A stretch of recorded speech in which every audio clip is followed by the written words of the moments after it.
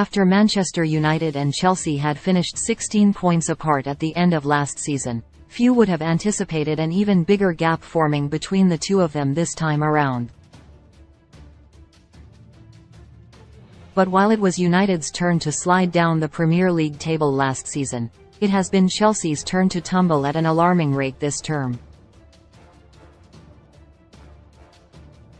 The two sides head into tonight's meeting at Old Trafford separated by a whopping 26 points in the standings, highlighting the stark differences between each club's respective trajectories this season. United were a sinking ship 12 months ago, in desperate need of being rescued and placed into steady hands. Despite the ongoing criticism of the Glazers and relentless calls for them to pack their bags and sell up, the Reds fell on their feet appointing Erik ten Hag. The Dutchman, who was a popular choice among the fans prior to his appointment, has done a terrific job in his maiden season at Old Trafford, so much so that the club is just 1 point away from securing a top 4 berth and clinching Champions League qualification for next term.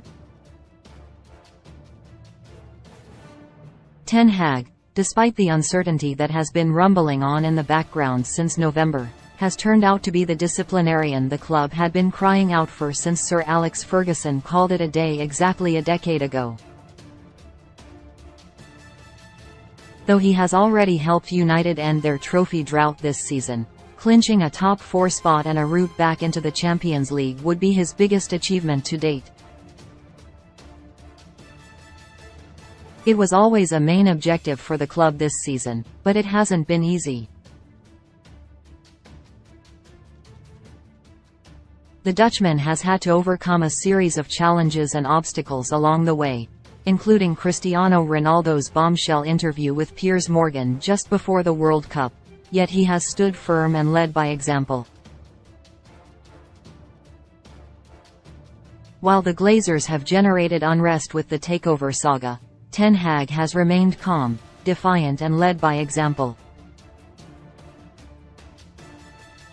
Champions League qualification is the very least his efforts deserve. He has restored standards at Old Trafford, implemented an identity and put pride back in the shirt. Though he has only had to rebuild United from a 6th-placed finish last term, the task has been much harder than that league position suggests. The rebuild started with smart and sensible recruitment last summer, featuring the signings of the unknown Lisandro Martinez and the well-respected Casemiro. Both were tailor-made to fit Ten Hag's philosophy.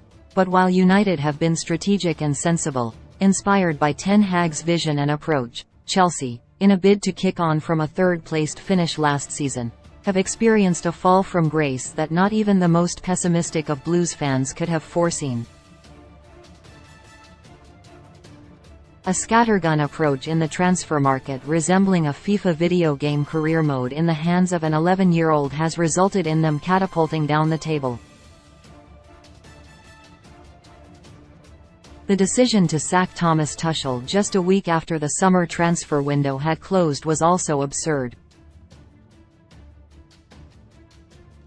He had guided them to the Champions League crown just over 12 months earlier and had just overseen a summer transfer window under new ownership.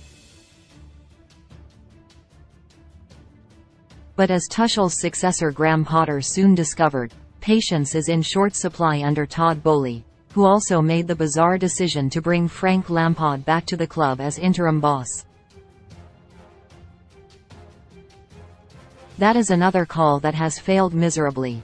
Chelsea have invested close to £600 million in new signings under the Boehly regime, and you would not even need a full hand of fingers to count how many have been successful. It has proven to be an approach that has gone up in smoke, and that needs to change this summer if they are to get anywhere near the top 4 again next season. United, on the flip side, have done things sensibly by sticking to a plan and a philosophy that has been created by Ten Hag. United know they will need to make further investments in the summer, but you can guarantee that they won't go into the transfer window like a bull in a china shop, just as Boehly has in the last 2 windows. United will move 29 points ahead of Chelsea with a win tonight, resulting in Champions League qualification being secured. The gap between the two clubs, however, feels a hell of a lot bigger.